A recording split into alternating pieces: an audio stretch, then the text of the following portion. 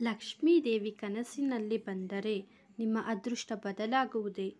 ಲಕ್ಷ್ಮೀ ದೇವಿ ನಮ್ಮ ಬಾಳಿಗೆ ಕಾಲಿಟ್ಟಾಗ ನಮ್ಮ ಅದೃಷ್ಟವೇ ಬದಲಾಗುವುದು ನಿಜ.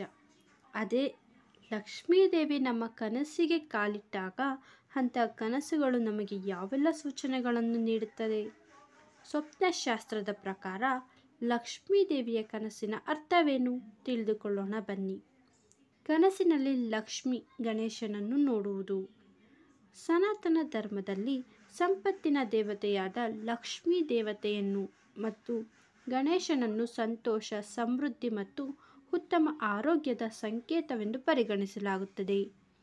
ಈ ಎರಡೂ ದೇವರನ್ನು ಕನಸಿನಲ್ಲಿ ನೋಡುವುದರಿಂದ ಆ ವ್ಯಕ್ತಿಯು ತನ್ನ ಜೀವನದಲ್ಲಿ ಸಂತೋಷವನ್ನು ಪಡೆದುಕೊಳ್ಳುತ್ತಾನೆ ಎಂಬುದನ್ನು ಸೂಚಿಸುತ್ತದೆ. ಅಲ್ಲದೆ ಎಲ್ಲ ರೀತಿಯ ಅಡೆತಡೆಗಳಿಂದ ನಿಮಗೆ ಮುಕ್ತಿಯನ್ನು ನೀಡುತ್ತದೆ. ಕನಸಿನಲ್ಲಿ ಲಕ್ಷ್ಮೀ ದೇವಿಯನ್ನು ನೋಡುವುದು. ಸ್ವಪ್ನಶಾಸ್ತ್ರದ ಪ್ರಕಾರ ನಾವು ಕನಸಿನಲ್ಲಿ ಲಕ್ಷ್ಮೀ ದೇವಿಯನ್ನು ನೋಡುವುದು ಅತ್ಯಂತ ಮಂಗಳಕರವೆಂದು ಪರಿಗಣಿಸಲಾಗುತ್ತದೆ. ಕನಸಿನಲ್ಲಿ ಲಕ್ಷ್ಮೀ ದೇವಿಯನ್ನು ನೋಡುವುದು ವ್ಯಕ್ತಿಯ ಸಂಪತ್ತನ್ನು ಸೂಚಿಸುತ್ತದೆ.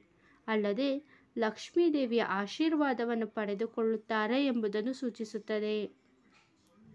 ಲಕ್ಷ್ಮೀ ಪೂಜೆಯನ್ನು ನೋಡುವುದು.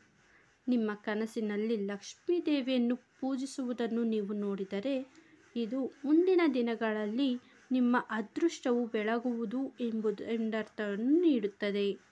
ವೃತ್ತಿ ಮತ್ತು ವ್ಯವಹಾರದಲ್ಲಿ ಯಶಸ್ಸನ್ನು ಸೂಚನೆಗಳನ್ನು ಕೂಡ ಇದು ನಿಮಗೆ ನೀಡುತ್ತದೆ.